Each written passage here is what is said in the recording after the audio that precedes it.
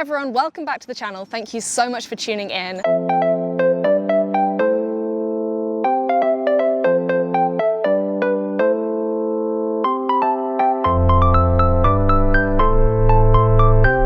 This week I have a very exciting guest. Here is Phily Bowden. Hey, thanks for having me. Phily Bowden is a 2:29 marathoner, GB athlete, running coach, and increasingly social media extraordinaire. If you haven't seen her on socials, where have you been?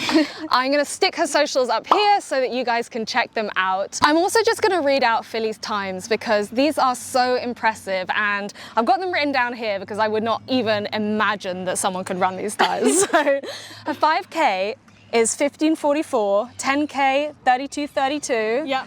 Half marathon 72:39. Is that correct? Yep. Oh my God. When you can say it in 72 rather than like 1 hour 40 something, it's very impressive. Marathon, as of recently, 2:29. 14. So impressive. 2 whole seconds. That is good. 2 seconds counts as a PB. A PB is a PB. Yep.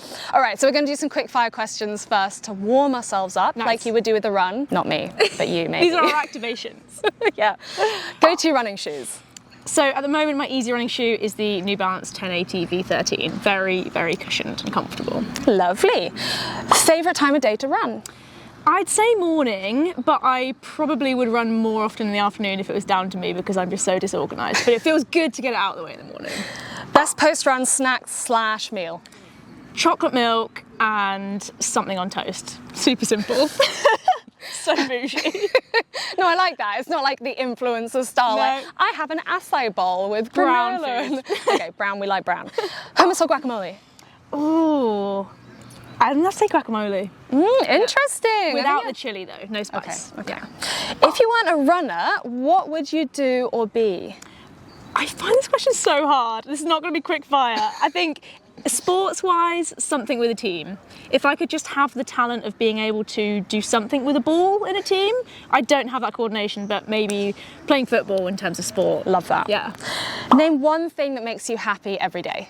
My cats. Oh, mine would my be children. My dog. I love that. An animal gal. We like that. Thank you. Hello, Axel. Hello, Axel. There we go. Don't put my beer in it. So, Phily, how long have you been running for, and when did you realise that you're actually quite good at it? So I kind of had 2 entries into the sport. I started in primary school in year 4 when we were doing like primary school cross country, but I didn't join my athletics club straight after that. I think I was just doing all of the sports, and then it was probably year 9 of secondary school that I joined like the after school club, and the coach said, you should probably come to the athletics club, me and my friend Emma. And I felt like I was pretty average for quite a long time. I was able to represent my county over cross country, not fast enough over track, but I was sort of middle of the pack, kind of able to compete, but quite a way away from the front of the field. So I'd say probably as I got to uni, sort of I realised I was good-ish. I'm probably very harsh as well. Yeah, I mean, I guess it's really hard to tell because with something like running, it takes so long for our legs and our bodies to get used to it that actually a lot of people don't peak in their teens and they actually peak much later in life. And that's one of the advantages to long distance running. A lot of people peak in their 30s and 40s, which I love. Did you play any other sports as a kid? I did. I started out doing karate, I played netball, I played basketball. I think I really tried with football, but it just wasn't the sport for me. I was just a very extracurricular kid, so anything outside of the classroom, even if it was sort of arts and crafts or sport, I was doing it. Yeah. Nice. Have you read the book Range by David Epstein? I haven't, no.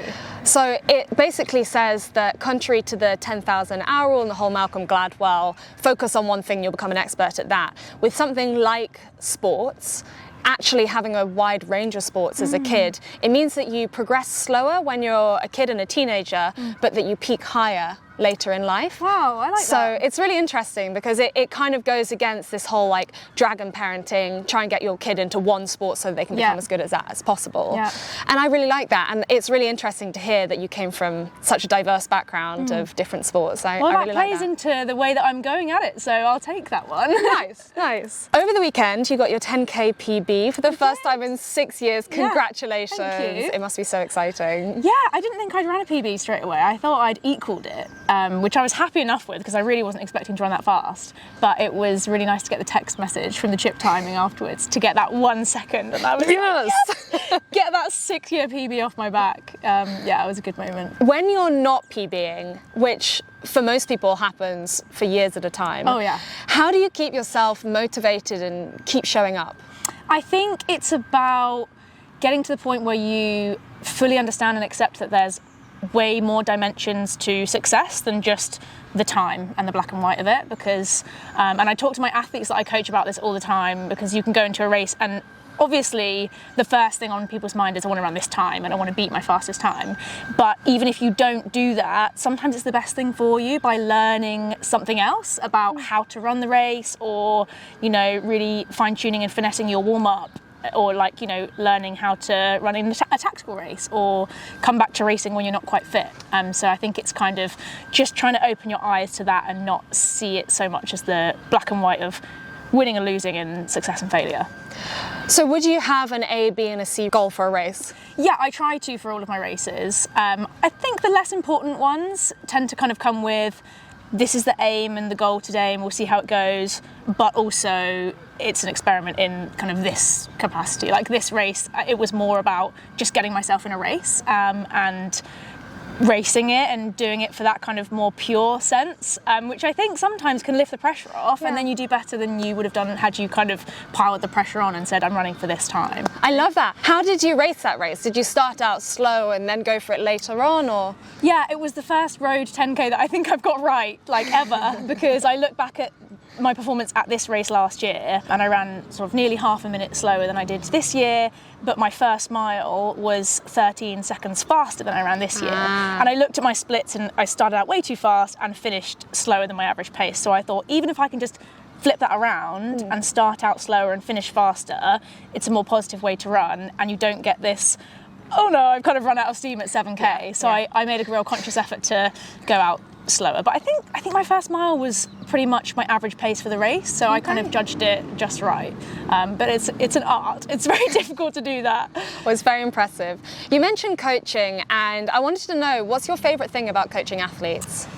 I think it's seeing people change and seeing people grow and change. I think when some people first start and come on board with me, they perhaps think that they're getting the recipe from me and the plan, but that really is one of the smallest parts of coaching, and you can get training plans online often for free or just off the shelf, but it's more about, I think, me teaching them how to maybe coach themselves and to learn about what works for them. And when I feel like they don't need me as much anymore, I feel like my job's done, which is really cool. I love that. So you're almost trying to get yourself out of a job. Yeah, I mean, ideally. Terrible business model. Yeah, exactly. I'm constantly going to be looking for athletes. I'm sure you'll get a few after this. I love the support that you get from your partner, Daniel. He edits your videos, he helps you with your filming, your photography, and he's a brilliant supporter all around with your running. Have you ever experienced resistance from friends or family with your dedication to training? Have people ever not understood why you do what you do? I don't think those who are the most important to me have ever kind of misunderstood it. And I think that's kind of about the right people around you will be the people closest to you. And whenever there are people that don't get it, then maybe they're not the right people to be kind of in my team. And that's nothing against them. I think it's just about kind of understanding, like you say, sometimes people talk about it as a sacrifice. I sort of more see it as a choice because we get to do this. Yeah. But most of the time people get it, even if it's a bit frustrating if I'm going out for dinner with family and I'm actually, I need to go home now because I need to go to sleep, or can I just run in before? As a non-pro athlete, I also do that, so people have to understand. As runners, I think it's you get it if you do it, and if you're close enough to someone that does it, I think you get it as well.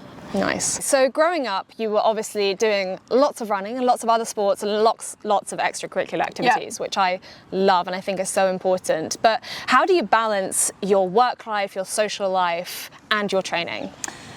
Difficult.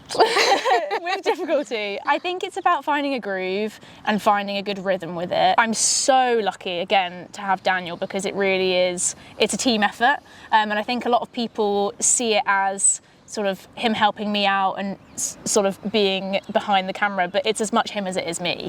And we work like that on everything. So when we're kind of planning our week and planning where we can kind of fit in the socialising and the downtime, and we each pull each other up on it when it gets maybe doing too much of one thing or too little of another. But it's a constant juggling act, and I don't think that we have it completely figured out yet. It's a process. I don't think anyone does, honestly. But you used to have a full-time job, is that right? So back then, or even when you were at university, how did you balance it then? I honestly look back and I am at a loss at how I did it. I mean, this time a year and a half ago, or 2 years ago, I was working 9 till 5, going into the office in London some of the days a week, as little as possible, I must admit, because it's so much easier when you're at home. Training for a marathon, making content on YouTube, and we were doing up our first house. And I just don't know how we did it. I think we didn't have any of that downtime and like socialising. It was, the weekend was painting and running, and that was kind of it. But I think you fill the time that you have. Yeah. So I think everyone will say that they're too busy, but if you need to carve out an hour, you can do it if it matters. So it's kind of just being mindful about it. I think from my experience as well, you can have it all, but you can't have it all at once. Yeah.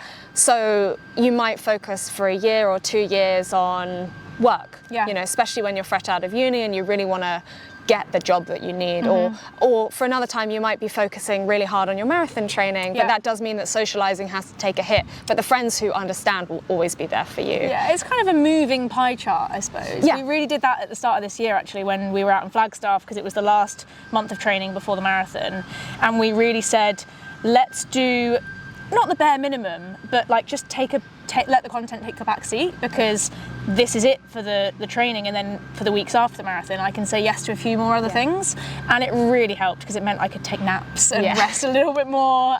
So it's the give and take. And the results speak for themselves. And that makes even better content. So. Exactly, and then it takes care of itself. Nice. You've been really open about your eating disorder in the past. Do you still suffer from bad body image days, and does it ever affect your running still? I definitely do still have my moments. I think they are, as time goes on, getting fewer and like further in between, and I'm much quicker to spot them and say that's not true, or just to kind of rationalise things. But I think it's definitely a process and an ongoing thing, and I think I kind of knew that when I started to recover, hearing from other people that kind of have said that it's something that you're going to have to be kind of constantly working on. But does it affect my running these days? I would say not so much, because I genuinely feel like I've got such a healthy relationship with running, and I think that's testament to kind of going about staying in the sport and recovering in the right way, and not letting them kind of stay tangled up together, because I think that's when it can be really tricky for people. Yeah, absolutely. You also spoke on very candidly in a YouTube video about your experience with the Oregon Ducks and how that triggered your eating disorder even after recovering. Yeah. This is obviously a huge issue and has been spoken about many, many times by lots of NCAA athletes, people who have been really good and then have either previously had an eating disorder or been triggered into an eating disorder by the training. How can we safeguard those athletes at such a vulnerable time of their life?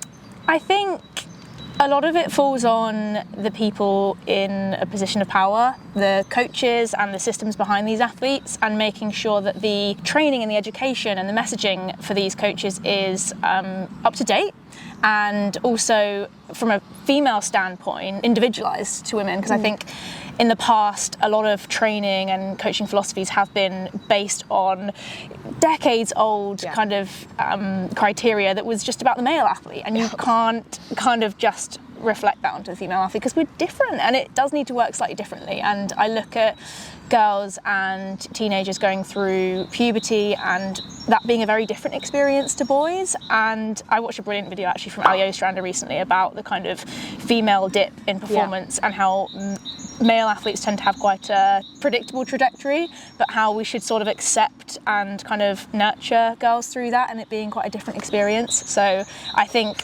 that, and that as early as possible, is, you know, a really good place to start. I love that. Are there any resources or books or like that YouTube video that you found really helpful or could be helpful to anyone struggling? Yeah, I think maybe not during. I perhaps wasn't looking in the right places, but recently I've found some really good podcasts. One that comes to mind is the Female Athlete podcast, and they talk a lot about so many issues that impact female athletes, from kind of periods to later on in life when women are going through the menopause, and they know their stuff, and it's really reassuring to kind of hear different people's stories with it. And if just one person can make a better decision, or be helped onto a better path because of that, is something definitely worthwhile.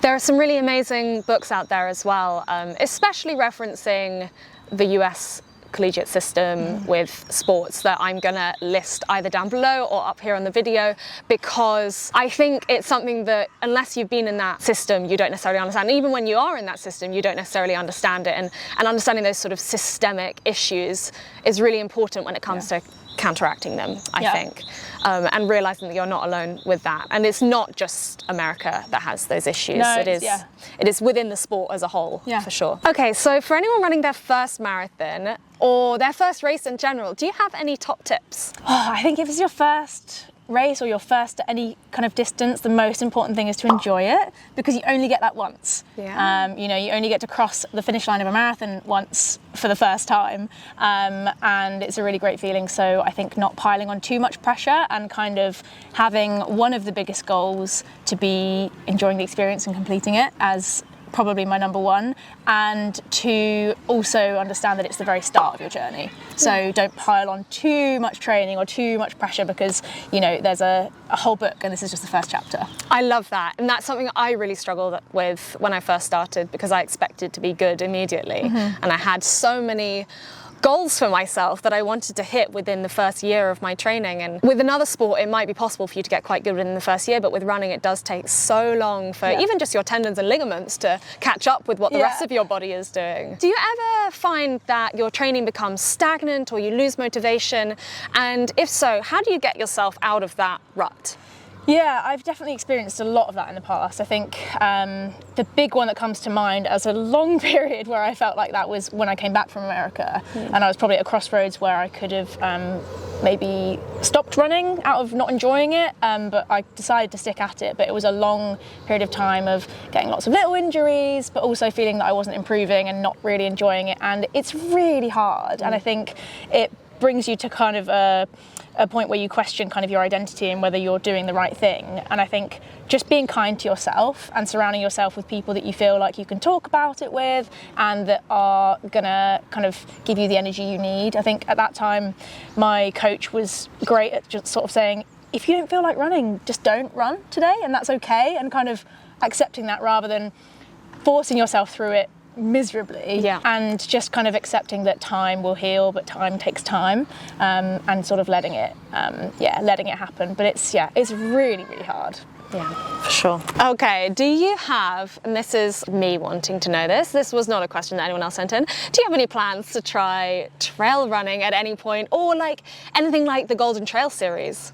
I would say never, but not in the near future, I don't think. I think I look at sort of trail running, mountain races, maybe even ultras, as something that's there for me one day if I need to change things up and do something different, and also looking at having a very long career. Maybe one day when I'm not able to run faster than I've ever run before, I'll just run further or up lots of hills and, do some of those races. They do look tempting because I see the community around it as a very kind of welcoming, kind of fun space. Whereas, not that track and road runners aren't, but I feel like we can be a little more serious sometimes, and it looks like a great time. Yeah, it is. Speaking from personal experience, not that I've done the Golden Trail series, but ultra running and trail running is just, it's freedom. I love it. Yeah. And the aid stations are great, like the snacks. It's a moving picnic, that's what everyone says, and it really is. Okay, so with the rise of carbon-plated running shoes, I imagine that's sort of been a big change within the time that you've been running. I mean, you've been running for a very long time now. I'm not saying you're old, but you have. We're the same age, so I'd be calling myself old as well. Have you noticed a huge difference in that, in those shoes and the technology? Yeah, I think for me it's kind of coincided with improvements in performance, so I can't say one way or another like what times I'd be running without the shoes. From a recovery standpoint, I think they're great. After doing a long training session or even a race, how how less bad your legs feel afterwards. You know, there's less days where you're kind of really domsy and the recovery is quicker. I did take my time to put a pair of carbon plated Really? shoes on because it was, you know, during that period where I was having a bit of a dip coming back from America, and I kind of thought, what's the point in me putting carbon shoes on right now? There was no races during the pandemic, and I think I got like a second-hand pair for my first go. But I mean, I'm converted now. Yeah, I love them. So they are good. Yeah. They're worth the hype. They're worth it, but I just wish they'd last longer because they do wear out very quickly. Sustainability-wise, it is a big problem. Yeah, it's finding how you can get super light foam that then also doesn't wear out super quickly. It is tricky. So I think maybe picking your moments to when to wear them is good. So with training, you're a road runner, and a lot of that is just kind of mileage, getting it out there. And would you consider yourself a high mileage runner? I think I'm probably kind of mid-tier. Probably just because I know that there are other female marathon runners that do a lot more than I do. So I probably, you know, I mean, I hit 100 in my last block, but that was my biggest week ever. 100 miles? 100 miles, yeah. Jesus Christ. So, but I know people that are, you know, regularly running like 120. So I'm like, okay, well, I'm not quite there yet. I would still consider that quite high mileage. Yeah. Do you do cross training? Do you do strength work? What's your routine like? Yeah, I tend to cross train these days if I need to offload the running. So it's not so much a regular part of my week, but if I've got a niggle or something that I need to be careful with, then I'm, you know, straight on the elliptical or on the bike. The pool takes me a lot longer to get into. If I have a more serious issue, then I'll begrudgingly get in the pool to aqua jog, not to swim. But it was a big part of getting me up to the mileage I'm at now. To start off with, it was kind of really important to have like a few days a week where I was just cycling, so that my body was kind of fitness-wise ready to tackle the high mileage. But strength work has been really, really pivotal. I think, touch wood, over the last couple of years when I've had it as a regular part of my programme, I've not, you know, had a serious injury, and I think that's down to twice a week being in the gym trying to be strong. Nice. I really like that. I think we just accept being injured as runners, and going a couple of years without an injury is incredible. I think it's something like 60% of runners are injured each year, which is very high. If someone is injured, do you have any advice for them how not to go insane? Yeah, I mean, the first thing you've got to do when you're injured is to go and see a physio. I get a lot of messages from people saying, I've got this injury, have you ever had this, what should I do? And my answer to everyone is always go and see a physio. Because even if I have had that injury, you know, everyone is different, and there might be something that's causing it for you that wasn't causing it for me, and finding not only the cure and the treatment, but the root cause so that then that doesn't come up is really important. So find yourself a good physio that ideally has experience with runners, so that they don't just say, oh, we'll just rest and it'll get better, because that's not what we want. We want to run and to get stronger. And if it's a serious injury, you know, take your time with it. Don't rush to come back, because the worst thing possible is to, you know, come back and then be injured again. And, you know, whilst it's sad that you can't run, find time, or, you know, fill your time with stuff that you would love to do that you normally can't. So if that's, you know, going and throwing some pottery or something, I don't know. That's probably what I do. Have you done that? I haven't, but I would love to. I'd love to get on a pottery wheel. So not that I'm wishing an injury, but next injury, that's where you'll see me. I'll be making some I'll come and join. Amazing, that's good advice, thank you. Do you have any pre and post run rituals? I mean, these days it's more practically speaking, I do my activations before I run, which is probably a newish thing, I'd say in the last year.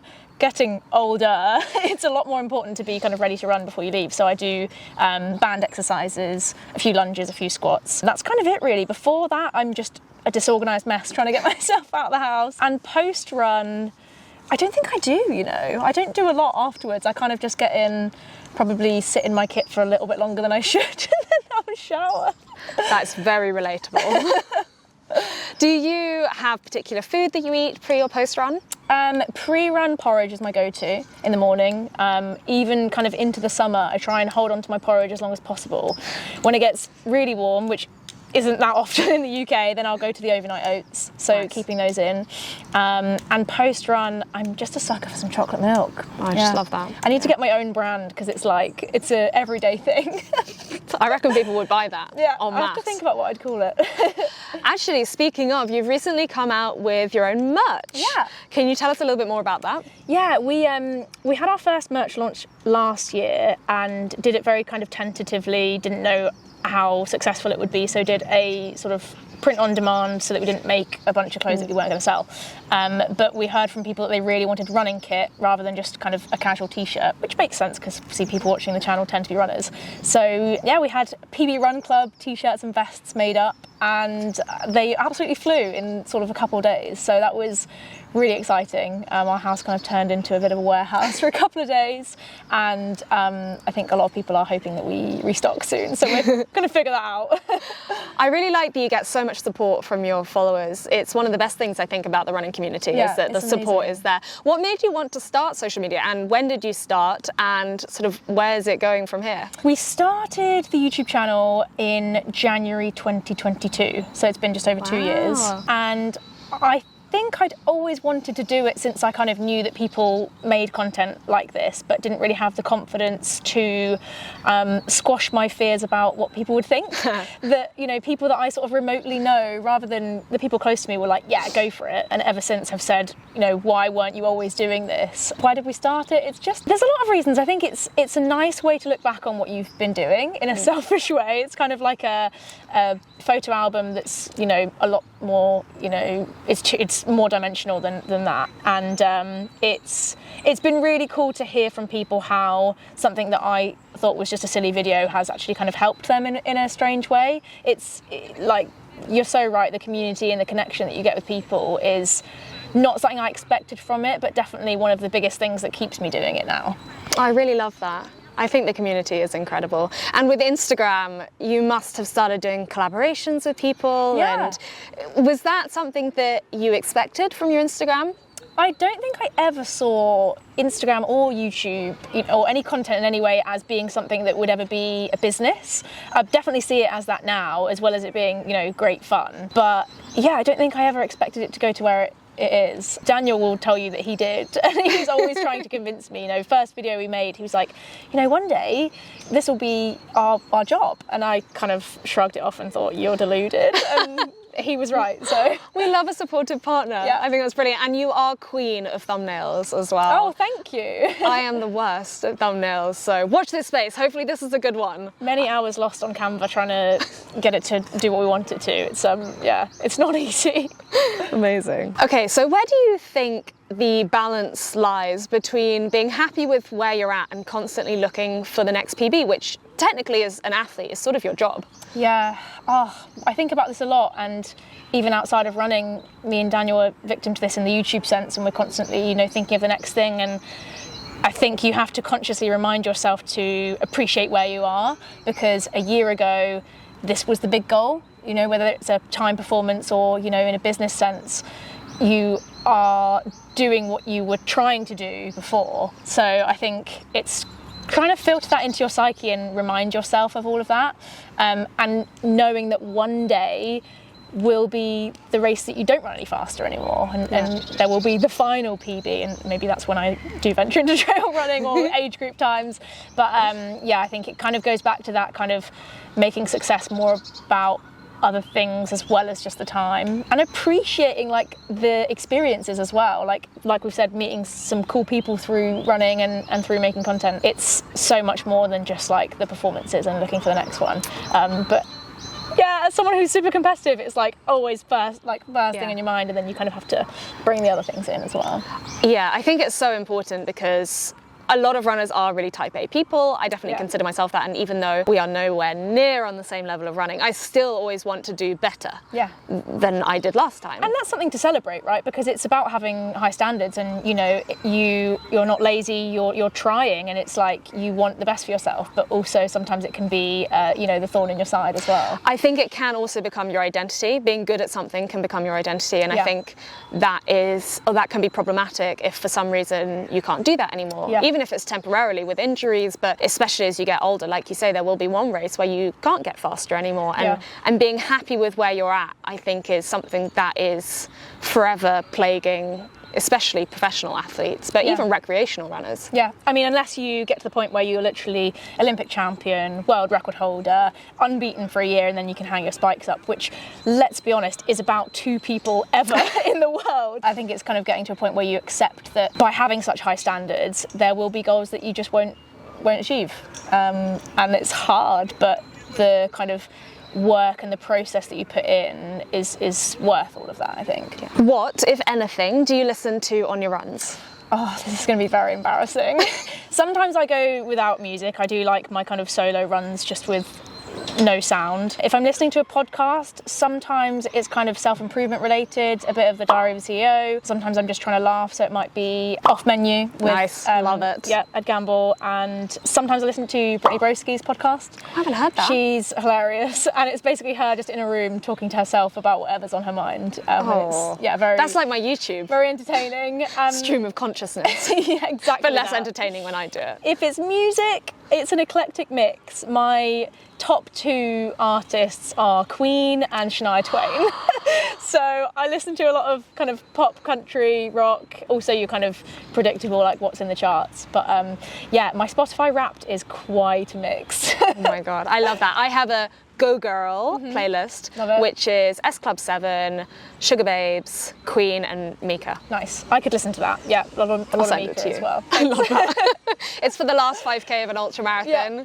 It's 40 minutes long because that is how long the last 5K will take. Go to the cheese tunes. I just absolutely love it. Sometimes you need just happy vibes. Yeah, and the songs that you know really well as well, I think. Yeah. For anyone is going to be the ones that kind of get you going. That's exactly it. So, Phily, what is next? I know you have PB'd in pretty much everything recently and you've been doing amazingly, and I hate this question because it goes contrary to what we were just saying about being happy with where you're at and seeing how far you've come. But if there is anything next, and you can tell me to bugger off if you want, but what is next for Phily Bowden? My next race is the Berlin Half Marathon. Okay. So that's in April, which I'm really excited about. I've got a month to get half marathon ready, and I'd like to think I'll be in a position to run faster than I ran last time around, so that'll be fun.